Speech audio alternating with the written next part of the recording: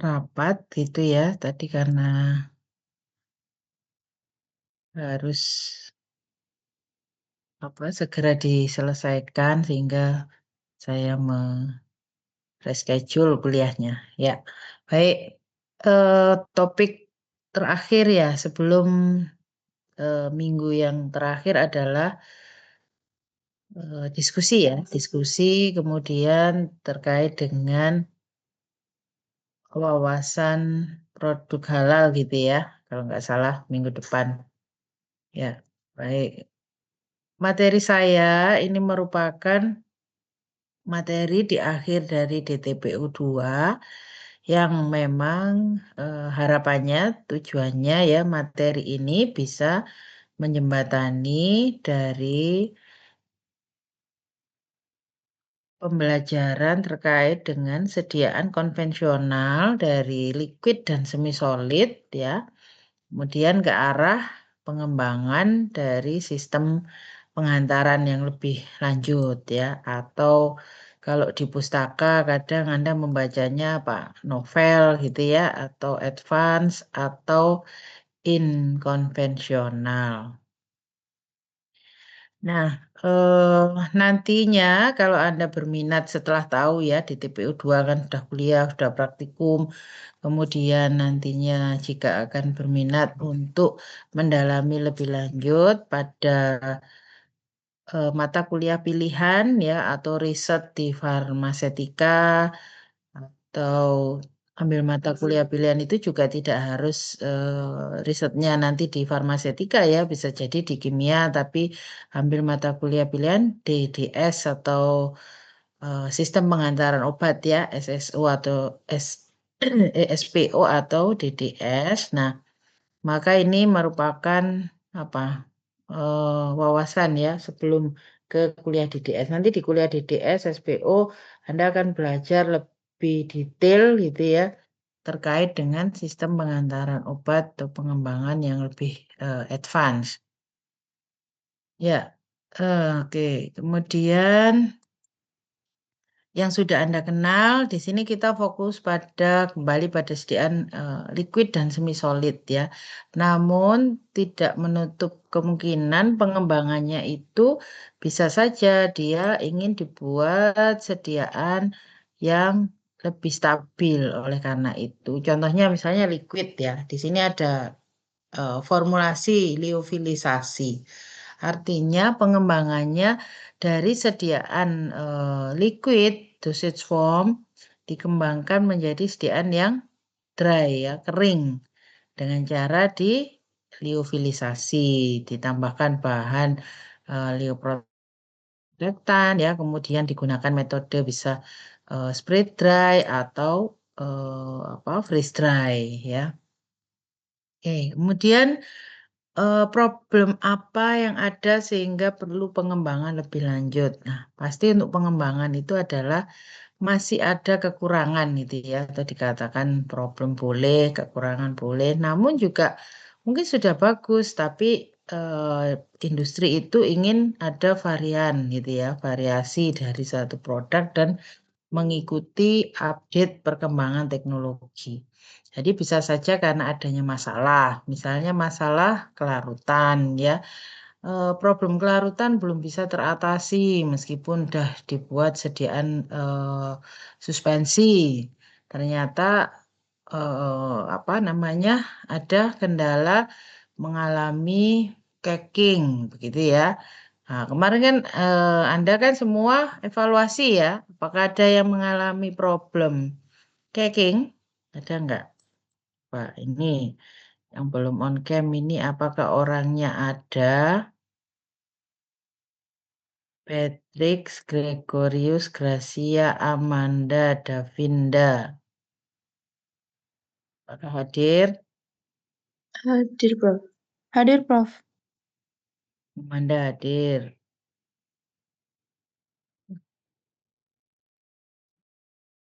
Davinda, Patrick, Gracia. Saya hadir, Prof. Patrick hadir. Oh, kamu pakai 2 gadget? Iya, Prof. Oh, ya. Ya, silakan. Gimana? pengalamannya, sediaannya kemarin suspensi atau emulsi, emulsinya emulsi kental ya kemarin krim. Apakah mengalami problem apa pemisahan atau creaming ya atau coalescence pada suspensi juga apakah terjadi apa deflokulasi gitu ya. Silakan bisa disampaikan. Davinda, mana Davinda? Nggak hadir.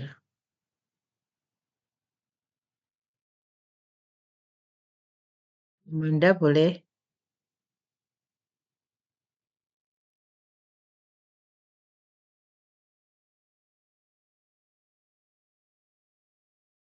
silakan.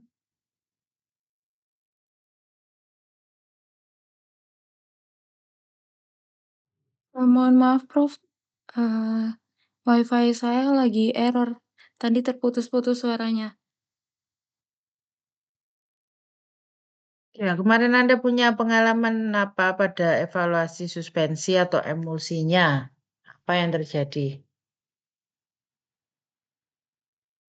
Jika terjadi cracking, terjadi deflokulasi, atau emulsinya krimnya pecah, atau problem apa yang dialami, atau baik-baik saja? Untuk sediaan kelompok dari kelompok saya itu baik-baik saja, Prof. Tidak terjadi caking ataupun deflokulasi dan sebagainya. Oke. Coba yang lain. Siapa tadi yang belum bersuara? Saya panggil. Govinda,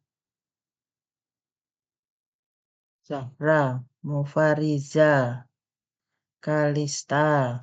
Ini orangnya ada apa enggak? Karena backgroundnya saja.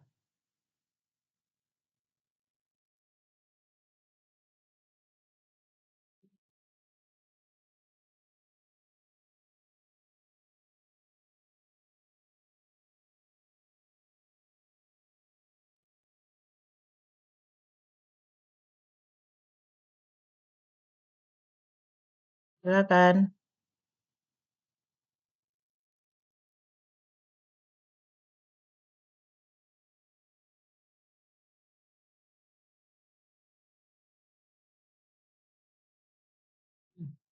Tidak hadir berarti ya memang ya. Hadir, Prof. Kebetulan saya satu kelompok sama Amanda juga, Prof. Ya ya ya, yang beda kelompok. Siapa? Davinda, Beatrix. Ya, Prof.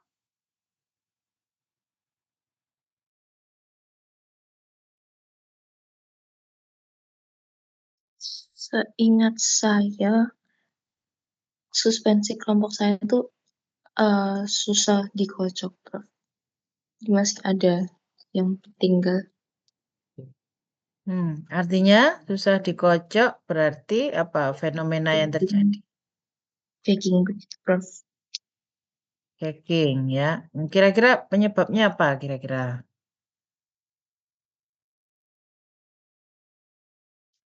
Mungkin flokulan agentnya tidak homogen atau kurang.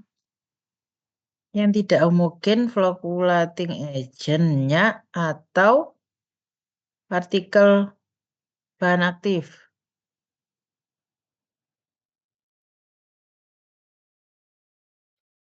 Partikel bahan aktif.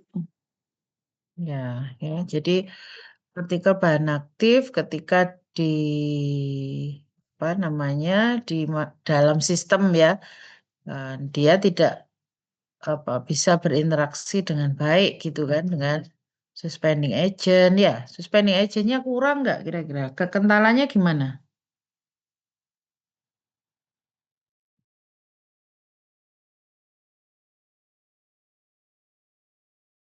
Seingat saya kurang juga kekentalannya. Ya, artinya butuh optimasi ya sebenarnya pada komposisi antara flocculating agent, suspending agentnya, kemudian mungkin ada bahan tambahan lain yang bisa meningkatkan kekentalannya tadi ya, atau juga bisa dicek muatan ya. Suspensi itu sangat rentan terhadap stabilitas berubah itu karena adanya perbedaan muatan ya. Nah, oleh karena itu masih banyak problem stabilitas pada suspensi konvensional. Sehingga salah satu cara dalam pengembangan adalah dibuat dengan suspensi yang ukuran partikelnya lebih kecil ya. Jadi kalau kemarin mungkin kalau dicek ukurannya mungkin masih di atas berapa 10 mikron gitu ya. Nah, kalau dibuat dalam mikro suspensi atau nano suspensi ya. Nah, harapannya dia bisa lebih tadi eh, mengembalikan ya homogenitas dari ukuran partikel sehingga dispersinya lebih bagus juga dan problem tadi misalnya pada ketidakseragaman ya dari partikel bahan aktif ataupun problem-problem yang selanjutnya ya setelah kelarutan diatasi. Jadi dibuat nanosuspensi, mikrosuspensi ya, yang emulsi tadi juga mungkin ada problem yang terus mudah memisah, maka dibuat mikroemulsi atau nanoemulsi ya, itu. Kemudian kalau larutan, nah Anda kan konvensionalnya udah bikin larutan.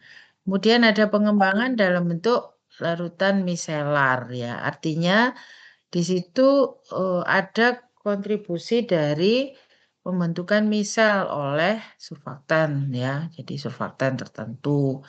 Kemudian dibuat dalam bentuk spray tadi supaya ukuran partikelnya juga bisa dimodifikasi ya dan juga dalam lebih banyak dalam bentuk sebagian mungkin dia bisa menjebak atau berinteraksi dengan apa gas ya. Kalau yang spray aerosol. Oke, jadi teknologi dalam memperkecil ukuran partikel itu banyak dilibatkan untuk tadi nanosuspensi, nanopartikel, mikropartikel ya. Kemudian juga teknologi untuk memodifikasi, misalnya metode emulsifikasi ya, menggunakan single emulsi, atau bisa double emulsifikasi ya. Dan juga tadi ada proses liofilisasi, micelle, dan lain-lain. Nah, untuk formulasi yang diliofilisasi di industri farmasi juga sudah banyak ya dilakukan. Tujuannya pasti tadi untuk lebih meningkatkan kestabilan karena pada selama penyimpanan ya, kemudian selama proses produksi, selama transportasi sampai pada eh, apa pengiriman yang mungkin jauh ya dan perhitungan untuk kos atau biaya. Nah, karena kita tahu kalau membawa 1 liter gitu ya, 1 liter obat cair dibandingkan dengan bentuk liofilisasi yang kering, nah kan pasti jauh ya cost efektif vitasnya lebih tinggi. Kemudian pada nanosuspensi tadi ketika juga ditujukan untuk stabilitas dari bahan aktif dan juga apa ukuran partikel, kelarutan harapannya meningkat, bioavailabilitas juga meningkat ya.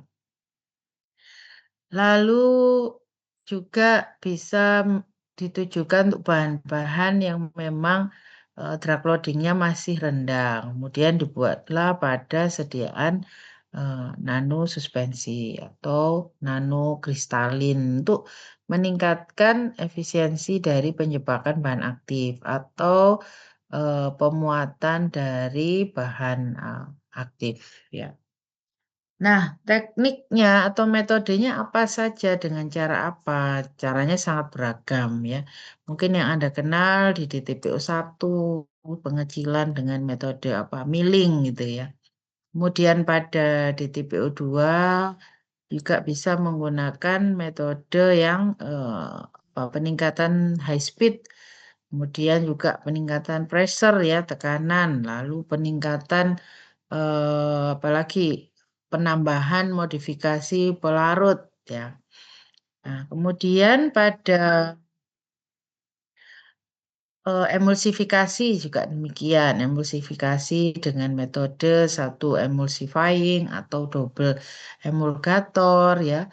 Atau juga tadi penyemprotan beku, penyemprotan panas. Nah, itu metode-metode yang dikembangkan ya untuk pembentukan sistem berbasis tadi partikulat yang semakin kecil ya, nano atau mikron. Nah, ini beberapa contoh yang sudah ada gitu ya di industri yang ada di luar negeri. Kalau di Indonesia yang produksi sendiri belum ada ya.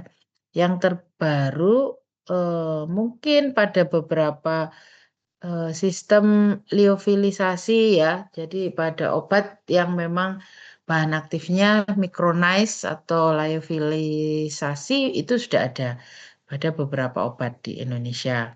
Tapi kalau menggunakan sistem yang lebih apa kompleks itu masih diproduksi oleh negara-negara lain ya. Oke, kemudian contoh nanosuspensi dengan bahan aktif albendazol. Di sini dikatakan sifat fisikokimia ya. Selalu kita patokannya adalah sifat fisikokimia.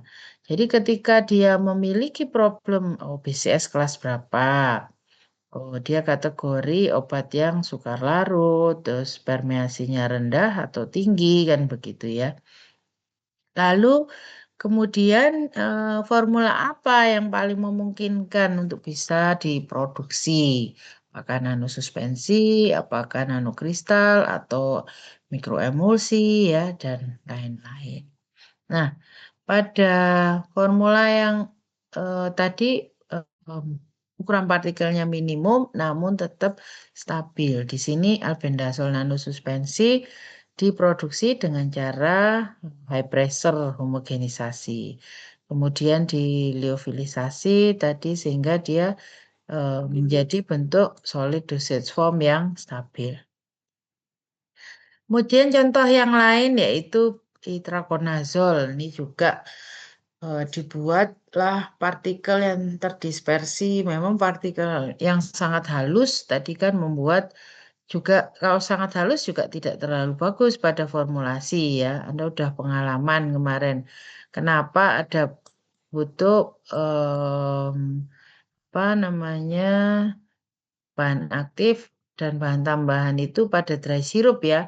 Kenapa tidak dibuat dalam bentuk serbuk aja itu? Kenapa harus granul? Nah, pasti kita tahu kalau dia serbuk semua apalagi sangat apa fine ya, halus, apa yang terjadi? Masalah apa kemarin? Sifat alir ya. Sehingga akhirnya opsinya ya harus digranulasi untuk bisa memperbaiki sifat alir dan juga mempermudah manufacture-nya ya. Dan juga keuntungan-keuntungan lain yang diharapkan lebih ya daripada dia hanya dibentuk fine powder. Kemudian di sini dia diformulasikan nanokristalin suspensi. Nah, namun sebagai seorang formulator, farmasis harus bisa membuktikan. Kira-kira gimana caranya? Kalau kemarin sediaan konvensional yang Anda praktikumkan, itu ukurannya kan bisa Anda hitung ya kemarin dengan mikroskop optik. Nah, ukurannya kan sekian mikron gitu ya. Nah, kalau untuk ini gimana caranya memastikan dia nanopartikel nanokristalin. Nah, kira-kira dengan alat instrumen apa? Nancy, Naila, Elsa, Sadida. Ya, silakan. Salah satu boleh menjawab.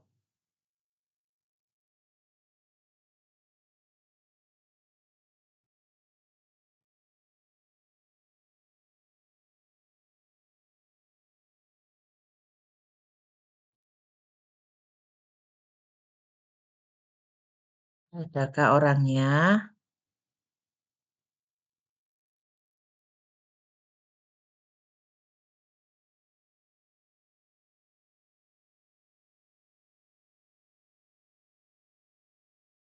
Tidak hadir.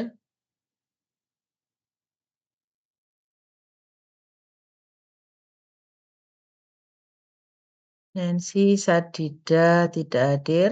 Elsa.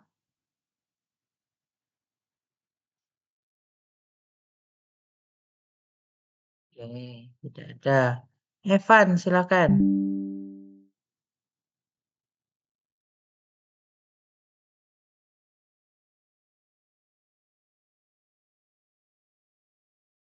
Tidak hadir juga.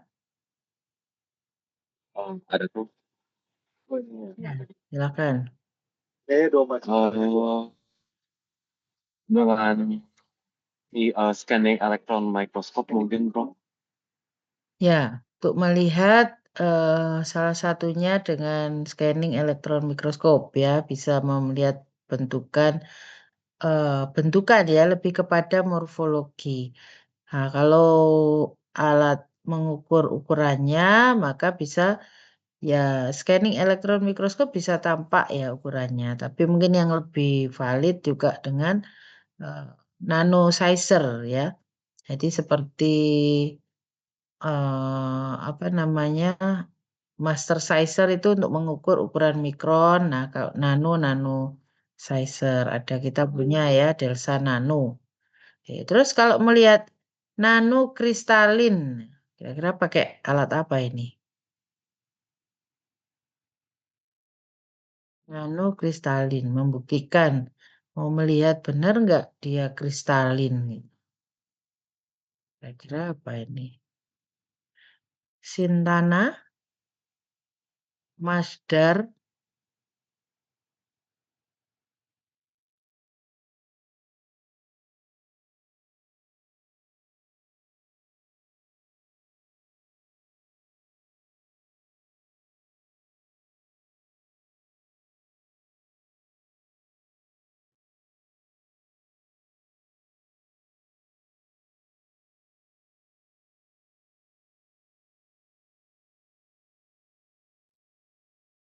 Ya, silakan.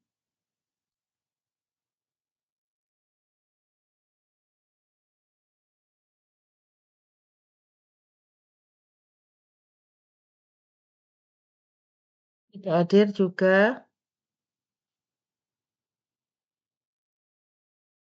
Ini ada di sini, tapi tidak hadir ya, 5 orang.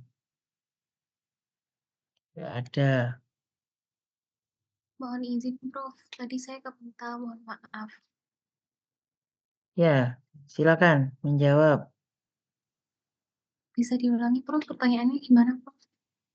Kalau untuk melihat kristalin atau bukan, nah, pakai apa yang Anda tahu untuk membuktikan? Kalau kemarin kan pada saat praktikum hanya mikroskop optik ya untuk melihat bentukannya droplet ya kan, terus apakah dia apa kemarin UV atau WO gitu ya. Terus kalau nano kristalin kira-kira dengan alat apa?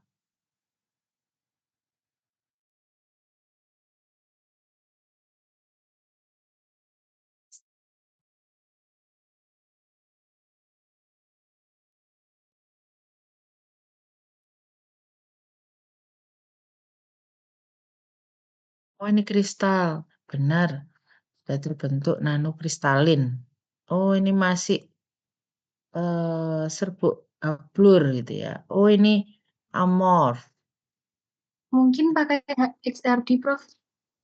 Ya, ya. Jadi pakai difraksi sinar X ya. Ya. Oke. Baik.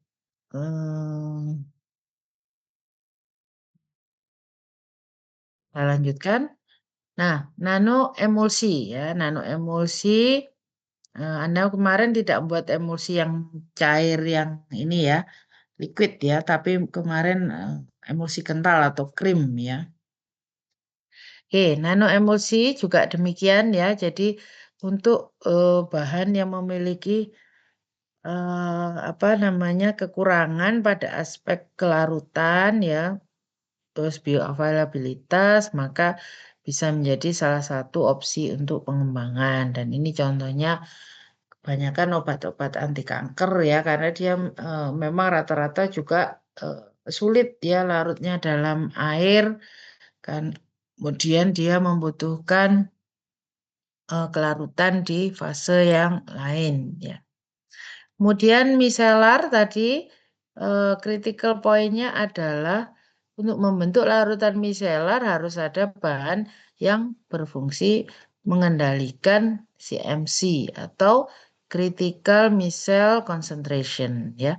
Dan ketika berada pada titik di mana critical concentration-nya tadi tercapai, nah maka disitulah dia bisa menjadikan kontak yang lebih baik ya, kontak yang lebih baik sehingga terbentuk misal tadi. Nah, siapa yang bisa melakukannya yaitu polimer tertentu ya, biasanya blok kopolimer ya dari surfaktan-surfaktan. Nah, ini contohnya ada obat antimikrobial ya yang dibentuk dalam micellar solution, kemudian antifungi ya. Ini ada beberapa contoh dari pustaka. Nanti detailnya Anda bisa pelajari lebih dalam. Nah, sekarang bagaimana dengan sediaan semi solid? Konvensionalnya Anda sudah tahu ada salep, krim, pasta, gel. Kira-kira pengembangannya dalam bentuk apa? Nah, sama masih ya, biasanya problemnya adalah stabilitas. Stabilitas tadi bisa fisik, bisa kimiawi. Maka diatasinya antara lain dengan pengecilan ukuran partikel juga. Nah, kalau bentuknya emulsi kental tadi atau krim, maka untuk membuat menjadi mikro ya atau nano tadi maka apa yang dikembangkan atau yang mengalami perubahan, yaitu biasanya kalau pada sediaan semi solid adalah lipidnya, ya. Kenapa? Jadi lipid-lipid yang digunakan sebagai bahan pembentuk sediaan semi solid itu memiliki karakter tadi apa struktur kristal yang berbeda-beda. Nah, kemudian dia sangat dipengaruhi oleh tingginya dari titik lebur, ya suhu lebur. Anda kemarin kan bekerja dengan apa namanya pembentukan krim dengan lipid-lipid standar ya kita bilangnya. Misalnya apa parafin wax, kemudian apa sera alba gitu ya, lalu apa lagi ya. Nah, ada pengalaman apakah ini bisa di-share ya? Kemarin apa? Terlalu keras gitu ya, entah krim atau salepnya ya. Wah, sangat keras ini. Bukan seperti krim ini, bukan seperti salep, tapi seperti balsem. Ya, ada nggak kemarin yang mendapatkan problem tersebut? Ya, silakan. Ada volunteer? Kelompok saya, Prof. Ointmentnya terlalu keras, Prof. Jatuhnya kayak lilin, Prof. Ya, ya. Jadi seperti apa? Lilin, gitu ya? Ya, keras banget. Ya, ya. Jadi itu contoh realnya yang memang dia mengalami permasalahan ya. Jadi secara suhu lebur gitu kadang-kadang kan Anda memilihnya juga yang apa perbedaannya sangat drastis ya. Jadi misalnya itu satunya suhu leburnya itu hampir 100 derajat. Nah, satunya berapa ya? 60, 55 gitu ya. Nah, kemudian ini akan bisa mengalami satunya masih butuh waktu untuk melebur, satunya udah mulai memadat gitu ya. Nah, sehingga kenapa ada namanya solid lipid nanopartikel, nanostructure lipid carrier.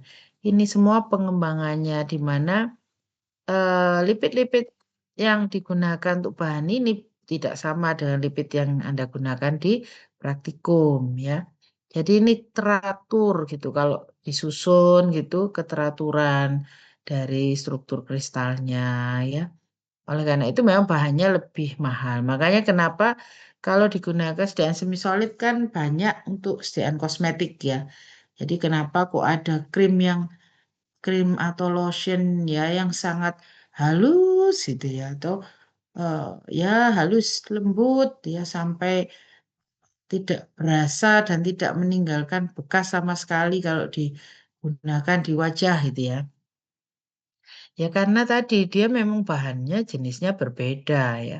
Bahannya memiliki tadi keunggulan bahwa dia akan menjadi eh, struktur yang memang sangat kompleks ya. Oke, kemudian terkait dengan itu juga yang masih sejenis ya pada SDN semi solid tapi sangat encer, yaitu adalah sistem liposom ya. Liposom ini ada lipid, ada biasanya dia pakai kolesterol. Nah, itu juga sangat mahal kan ya. Karena apa ya? Karena tadi dia punya apa stabilitas itu yang sangat tinggi. Kemudian juga dia bisa dan ada surfaktan ya di dalamnya juga mengandung, ada yang pakai etanol, ada yang pakai surfaktan yang lain. Bahkan juga ada sistem yang membutuhkan seperti apa nano emulsi ya, itu juga ada surfaktan, ada kosurfaktan ya. Energi juga ada ya penambahan apa namanya bahan tersebut ya surfaktannya. Nah, nano emulsi ya itu biasanya dia surfaktan, kosurfaktan itu sangat berperan penting. Nah, bedanya SLN pada NLC tadi pada jenis lipidnya. Kalau pada SLN ada solid lipid. Nah, dia mengandung lipid cair dan lipid padat. Sedangkan pada NLC lipidnya cair-cair. Ya. Oke, ini contoh-contoh pengembangannya dan ini visualisasinya gitu ya. Jadi di mana dia akan apa obatnya itu apakah terdispersi atau numpul di tengah atau bisa di semua bagian ini lapisan ya kita lihat liposom. Nah, ini kan dia terdispersi secara merata. Oke, kemudian kemarin Anda membuat gel. Kira-kira pengembangannya gel apalagi? Kan gel itu sudah disukai ya, sangat disukai karena sensasinya dingin, kemudian sangat mudah pembuatannya, mungkin tidak sesulit yang lain. Nah, ada bahan-bahan yang memang diperlukan dia harus dibuat dalam bentuk gel. Namun dia masih mengalami kendala pada kelarutannya. Kemarin mungkin Anda diberikan contoh yang ya relatif mudah ya. Satu kelarutan dalam air yaitu hidrogel, yang kedua bisa larut dalam minyak atau emulgel. Nah, ada juga bahan yang memang dia hanya bisa larut dalam pelarut organik ya. Nah, namanya apa? Organogel. Ya, kemudian jadi seperti itu aja sudah disebut pengembangan ya. Terus ada juga gel hidrofilik, ya kan sama. Nah, pada umumnya hidrogel Anda kemarin itu kalau yang dibuat dalam hanya air saja ya, artinya medianya, itu pelepasannya sangat-sangat cepat dan sangat ya mudah ya. Namanya ya langsung tererosi gitu dia mekanismenya. Namun ketika di sini nanti ada ya disebut gel hidrofilik. Tapi kenapa masuk dalam pengembangan? Karena dia memiliki peran dia membutuhkan ya peran untuk bantuan dari bahan tambahan lain yaitu hidrofilik tapi yang tidak cepat langsung erosi sehingga ditingkatkan viskositasnya. Jadi ada bahan yang berfungsi menambah viskositas. Kemudian gel yang dimodifikasi pelepasannya. Jadi pelepasannya terkontrol, bisa lebih prolong, diperlama atau di-extend ya, ditunda atau delay ya, delay release itu ditunda atau di-extend diperpanjang atau ya pelepasan yang dimodifikasi. Kemudian gel amfifilik. Nah, maka di situ pasti ada penambahan bahan yang bisa mengubah muatan sehingga dia bisa berubah menjadi bersifat amfifil tadi. Ya, kemudian krim. Bagaimana krim ini bekerjanya. Krim bisa berisikan tidak hanya bahan aktif biasa ya seperti konvensional, tapi bahan aktifnya dibuat sistem mikrosfer. Bahan aktifnya dibuat sistem nanopartikel, baru kemudian dimasukkan dalam sediaan krim ya. Nah, itu contoh-contoh pengembangan untuk semi solid ya. Lalu ointment. Nah, ini ointment ini memiliki ke apa khas ya. Kemarin yang Anda buat salep hidrokarbon. Nah, kira-kira apa kelemahannya? Ini saya beri kesempatan satu kali lagi ya. Apakah Anda hadir atau tidak ini? Nancy, Hadir, Prof. ya silakan menjawab.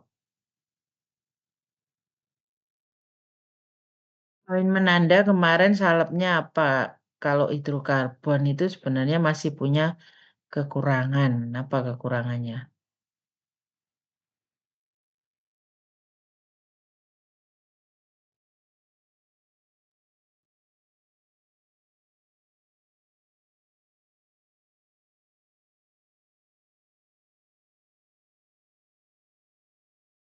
Ya, meskipun Anda kemarin belum punya pengalaman membuat, tapi pasti kan disampaikan ya pada kuliah, pada responsi, apa kekurangannya salep hidrokarbon itu. Sehingga dia masih perlu untuk dikembangkan gitu. Hmm? Mungkin dapat menyerap air, Prof. Maksudnya gimana? Salep hidrokarbon dapat menyerap air.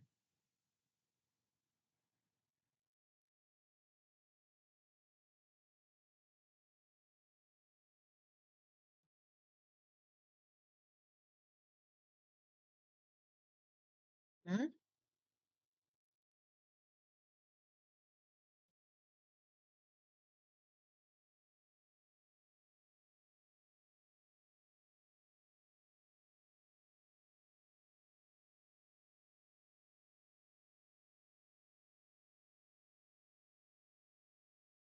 Mohon maaf, Prof.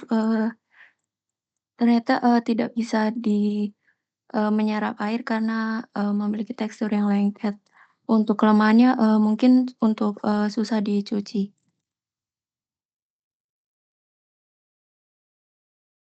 Susah dicuci, ya. Terus apa lagi?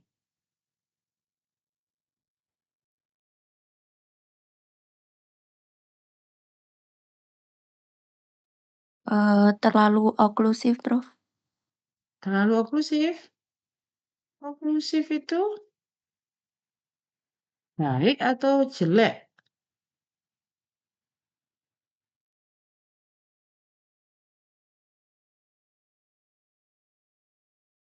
Baik, Prof.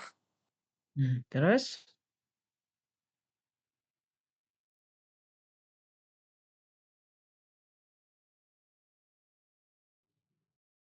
Kalau nggak ingin, Iya. kalau nggak ingin oklusif kan, ya bisa aja pilih gel aja gitu kan, atau krim OW kan. Nah, justru dipilih salep hidrokarbon, ya memang karena ditujukan ingin mendapatkan oklusivitas yang lebih tinggi kan gitu ya. Nah, itu bukan kelemahan ya kan? Apa tadi kelemahannya?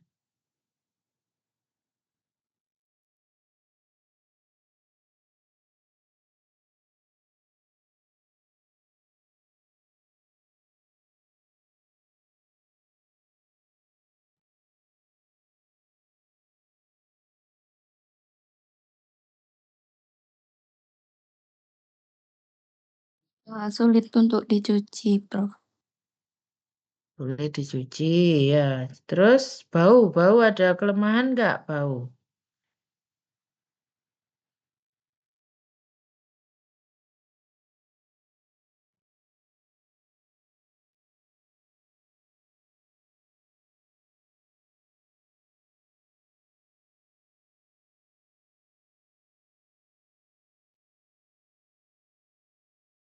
Bau?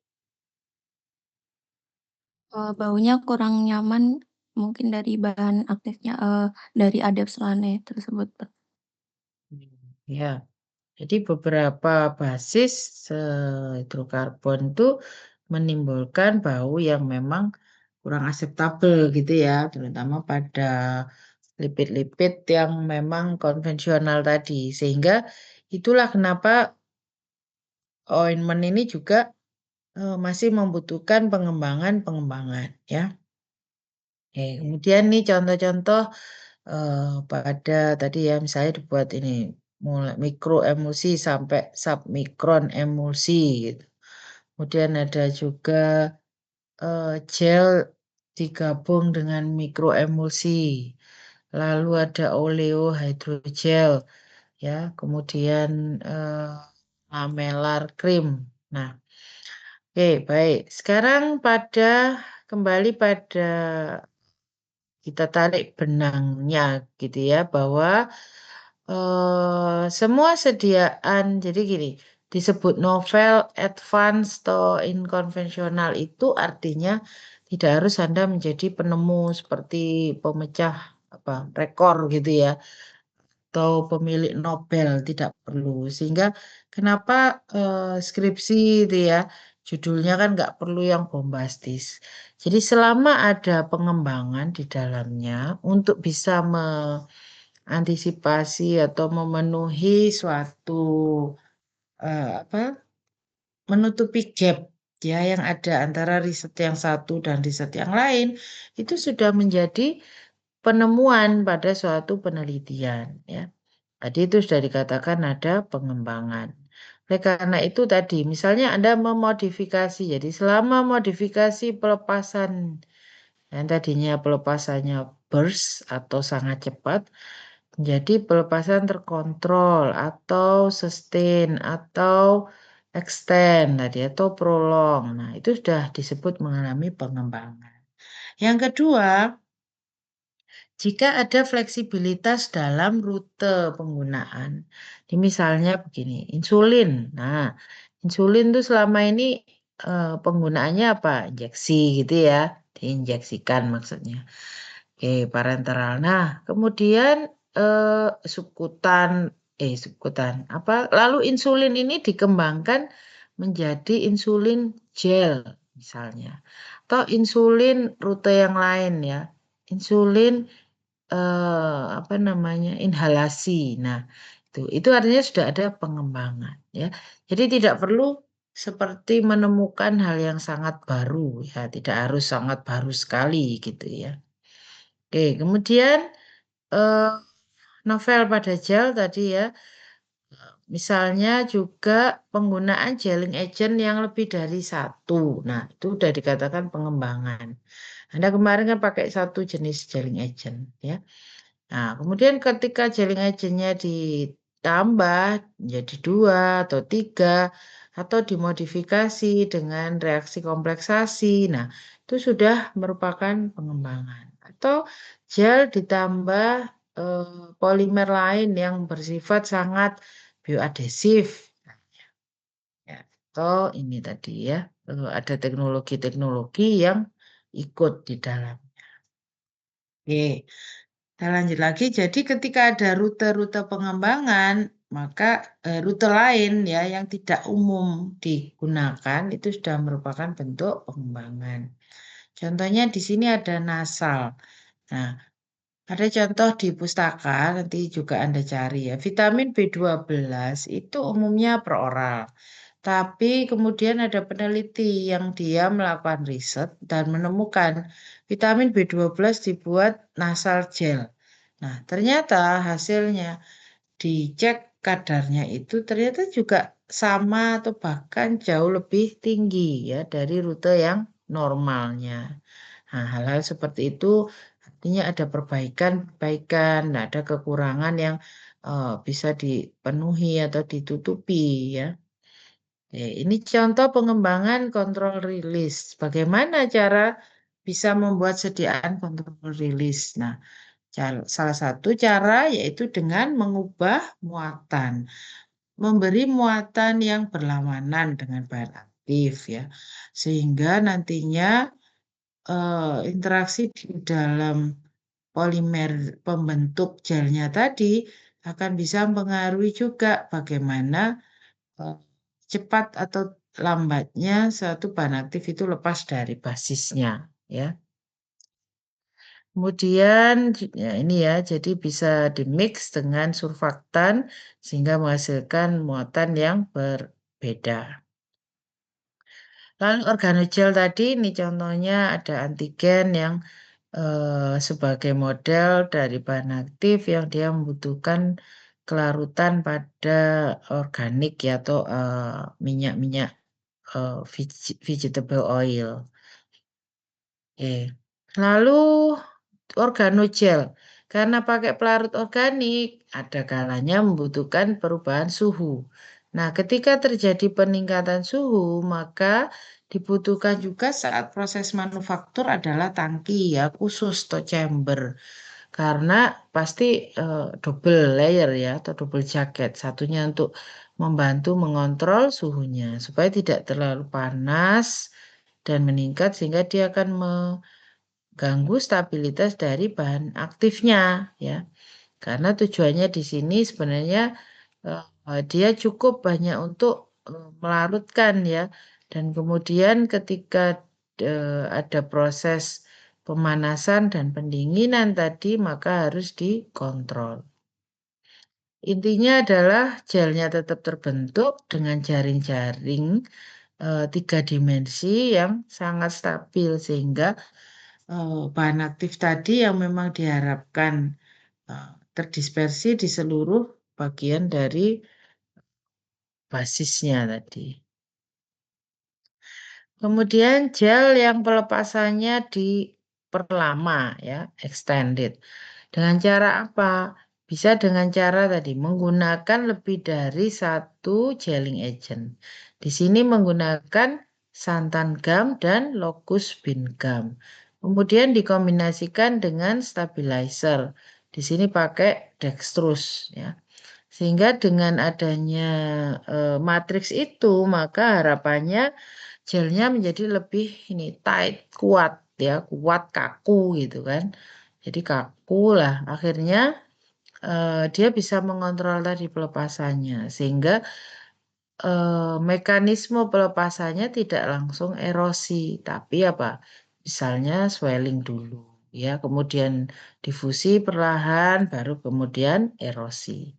Anda sudah belajar ya macam-macam mekanisme pelepasan. Ya, ini kelebihannya saya rasa bisa dibaca sendiri. Oh ya, tadi yang penting adalah bisa juga diprediksi kinetikanya ya. Tadi selain dengan mekanismenya ditentukan, maka kinetikanya juga bisa. Misalnya kinetikanya diprediksi akan seperti orde 1 ya, orde 0 ya, atau kinetika yang lain.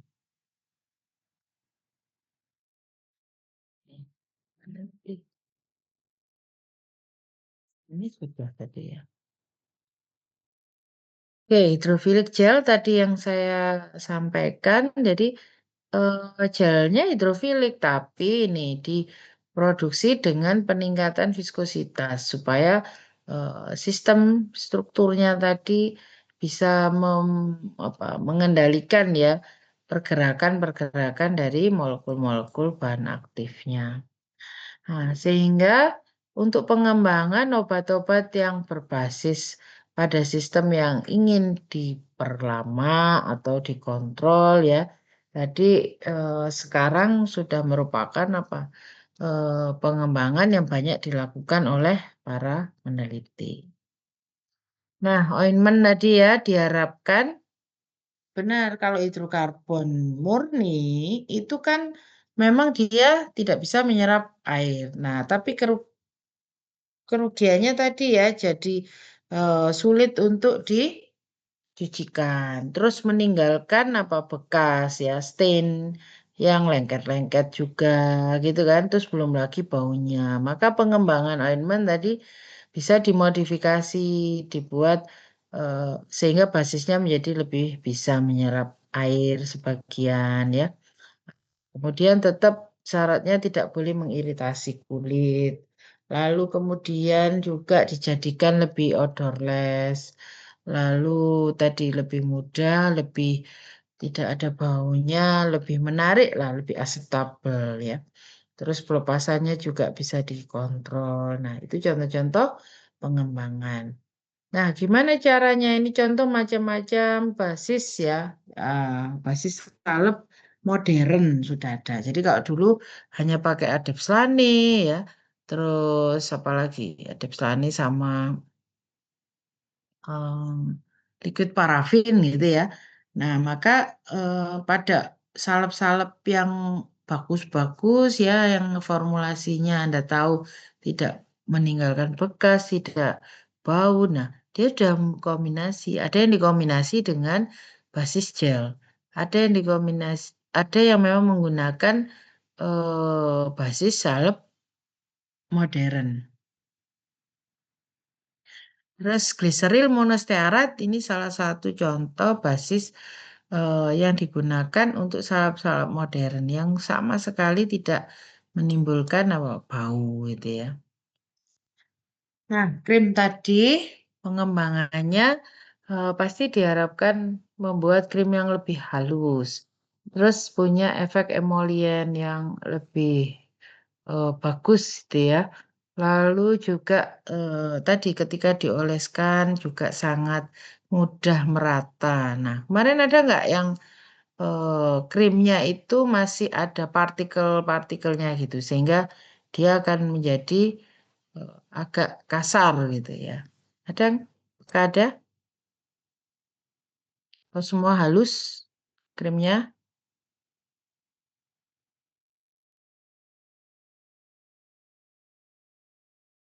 Halus ya? Semua halus? Tidak ada masalah ya. Oke, ya baik. Pengembangan pada semi solid seperti krim tadi, kenapa dia harus bahan aktifnya itu dienkapsulasi atau dibentuk nanopartikel dulu atau mikrosfer atau mikropartikel. Ya pasti tadi dia ingin lebih halus, emoliannya lebih bagus ya. Kemudian tadi bahan aktifnya bisa lebih stabil. Krim lamelar. Nah, ini contoh bagaimana strategi yang dilakukan, yaitu dengan cara menggunakan emulsifier ya yang bermuatan positif ya. Lalu di situ juga bagaimana dia bisa membuat muatan tertentu, bisa saja ada penambahan ion-ion ya atau garam yang bermuatan yang bisa mengubah muatannya. Terus ini krim yang berisi nanopartikel tadi ya. Dia menggunakan harapannya meningkatkan oklusivitas, kemudian mencegah adanya tekstur yang masih kasar ya. Ya, intinya pengembangan untuk semi solid memang lebih ke arah stabilitas ya selain dari stabilitas fisik dan kimia. SLN tadi dengan NLC ya adalah sistem polimerik nanopartikel yang memang yang pertama adalah ingin mengatasi stabilitas dan juga meningkatkan namanya drug inkorporasi ya atau ke penjebakan. Jadi pemuatan obat penjebakan yang dihasilkan diharapkan jauh lebih tinggi, lebih besar. Terus kemudian dia bisa tadi ya menggunakan generasi terbaru untuk lipid-lipidnya yang bisa menghasilkan fungsi yang lebih bagus, lebih bisa diproduksi secara massal dan tadi untuk mencegah adanya instabilitas ya baik secara fisik maupun kimiawi. Nah, ini contoh lipid-lipid yang digunakan pada SLN. Kemudian juga emulgator ya, emulgatornya juga sudah nggak pakai twin span ya kalau di SLN. Biasanya dia menggunakan emulgator yang memang sudah berdasarkan hasil riset sudah diketahui, dia pasti bisa mencegah adanya ketidakstabilan aglomerasi ya. Kemudian dia pasti bisa lebih menghomogenkan. Nah, ini contohnya pluronic merupakan triblok polimer. Lalu lipidnya juga ya mulai dari yang apa namanya wax tertentu, kemudian juga bisa juga gabungan dari asam lemak yang memang memiliki rantai yang tidak hanya panjang ya, tapi juga tadi bisa menstabilkan. Kemudian metodenya, bagaimana cara pembuatannya masih sama ya dengan nanopartikel yang lain, bisa homogenisasi dengan high speed, high shear, high pressure, ya, ultrasonik. Kemudian juga metode emulsifikasi yang memang dimodifikasi atau homogenisasi dingin dan panas. Lalu NLC ini banyak digunakan juga pada kosmetik ya dan cosmeceuticals karena dia merupakan sistem pengantaran dengan lipid generasi terbaru. Kemudian pengembangan apalagi patch. Nah, patch itu kita tahu awalnya dia pasti butuh adanya suatu layer ya, layer. Dan di situ bahan aktifnya di mana? Biasanya berada di tengah kalau konvensional. Kemudian ada perekat. Nah, pada pengembangan patch yang terakhir, maka sudah didispersikan ya. Ada matriks yang isinya adalah dispersi dari obat dan juga apa tadi perekatnya ya, adhesifnya. Jadi di mix. Kemudian juga ada juga yang dia hanya satu layer atau juga dia lebih dari satu layer karena dia menambahkan lapisan dari perekat. Ya, itu pengembangan dari Stian patch. Kemudian ada lagi pengembangan dalam bentuk nanospong. Nanospong adalah juga sama nanopartikel ya basicnya. Kemudian sistem ini biasanya dibentuk oleh polimer yang sangat mudah menjadi struktur 3 dimensi. Misalnya siklodextrin ya, dia juga bisa crosslink atau sambung silang. Nah, sehingga nanti bisa membentuk ukuran-ukuran pori yang tertentu dan porus ya. Porositasnya kan harus bisa dikendalikan. Kemudian nanospong tadi juga tidak hanya membutuhkan pelarut saja tadi, tapi juga ada lubrikan, ada anti caking ya. Kemudian juga dia dibentuk, ada juga yang untuk nano ke arah nano kapsul juga, kemudian dikombinasi ya dengan pelarut-pelarut yang beragam. Dan jika menggunakan organik solvent, maka di situ ada proses pemanasan ya. Dan nanospong ini menurut pustaka memang dia bisa stabil dalam rentang pH yang luas. Kemudian dia sangat kuat dan pore size-nya, ukuran porinya juga bisa dikendalikan, dikontrol, ya sehingga sistem ini sangat stabil ya dan bisa tadi meningkatkan entrapment dalam jumlah besar. Ya ini nanti dibaca. Ya rute tadi nasal ini ya sudah ada penelitian vitamin B12 tadi nasal gel bisa meningkatkan kadar lebih tinggi. Kemudian optalmik. Nah, pada optalmik contoh pengembangannya apa ini? Jadi pada optalmik contoh pengembangannya adalah sebenarnya kita kalau disuruh milih lebih suka pakai salep mata atau tetes mata, Pak. Apa alasannya? Ini.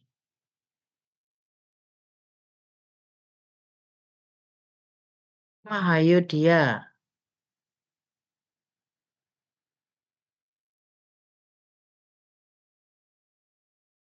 Hmm. Iya, Prof. Mohon maaf, apakah bisa diulangi ya, Prof? Agak terputus-putus tadi. Salep mata atau tetes mata kalau disuruh milih? Kalau untuk tergantung indikasinya juga, Prof. Jadi kalau emang penggunaannya butuh yang lama, mungkin kayak eh, antibiotik, gitu, saran saya sih saya lebih milih salep daripada tetes mata ya, Prof. Oke, ya. Terus, tadi kita hubungkan dengan itu ya. Seandainya harus milih kan pasti tadi ya, karena efektivitasnya memang lebih pada sediaan yang semi solid gitu ya sebenarnya. Mengingat waktu kontaknya lebih lama. Kan. Nah, itulah kekurangan dari sediaan optalmik yang berbentuk cair tadi. Sehingga kekurangan itu ya, selain kekurangan tadi ya kapasitas kantung mata, terus kemudian ada kemungkinan pengenceran oleh air mata kan gitu ya kalau pakai tetes mata. Nah, sehingga dipikirkan bentuk pengembangannya yaitu meningkatkan viskositasnya. Nah, meningkatkan viskositas, tapi di sisi lain kalau ointment tadi kan masih ada apa kekurangan ya.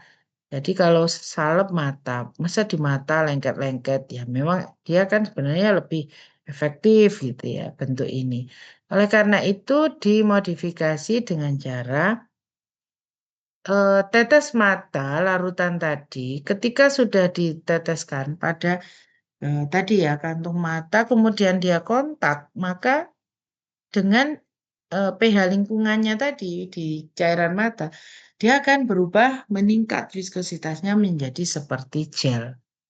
Nah, jadi diteteskan tapi kemudian ketika sudah kontak dia akan menjadi gel. Nah, ini kan lebih apa preference ya, akan dipilih kan seperti salep lah ya. Kalau misalnya bisa gelnya itu memiliki pasti kan waktu kontaknya sudah bisa jauh lebih lama dibanding yang hanya tetes tadi ya. Nah, terus kemudian dengan efek sensasi yang dingin, nah pasti juga akan dipilih kalau mau milih gel mata sama salep mata yang salepnya apalagi apa hidrokarbon gitu kan pasti lebih milih ke gel ya. Jadi pengembangannya seperti itu, dimodifikasi pada basis. Kemudian juga adanya penambahan bahan-bahan yang bisa mengendalikan pH tadi ya, menyesuaikan dengan kondisi pH di mata. Ya. Kemudian ini juga tadi contoh pengembangan pakai rute yang lain. Nah, contohnya adalah insulin gel untuk rektal. Nah, kan. Jadi karena apa? Karena mungkin pasien tuh dikhawatirkan eh, ya pada penggunaan insulin dia lama-lama nggak patuh gitu ya karena diabaikan atau terlambat atau ya karena tidak nyaman. Nah, gimana caranya? Oh, dicarilah rute lain dalam bentuk sediaan pengembangan yang lain. Ya, seperti itu. Artinya peneliti tidak pernah berhenti ya, ini terus melakukan eh, pengembangan-pengembangan yang ada. Baik, apakah ada pertanyaan sampai di sini?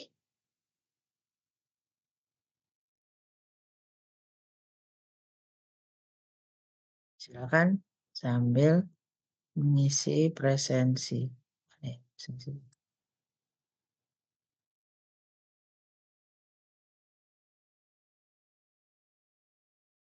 Tadi materinya sudah saya kirim ya. Sudah, Prof. Ya, silakan.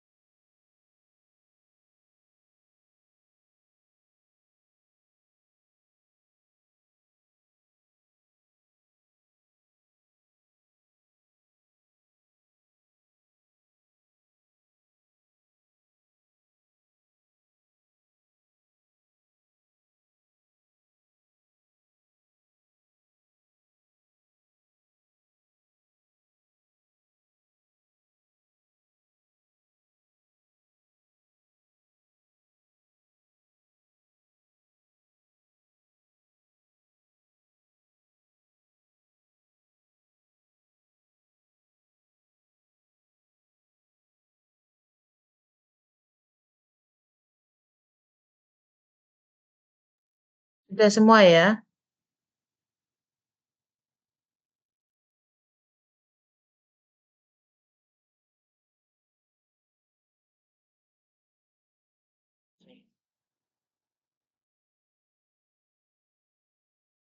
Baik, jika tidak ada pertanyaan, bisa kita akhiri. Terima kasih semuanya. Selamat beristirahat. Selamat malam. Wassalamualaikum warahmatullahi wabarakatuh. Makasih, Prof. Waalaikumsalam Makasih, warahmatullahi Prof. wabarakatuh. Terima kasih, Prof. Ya.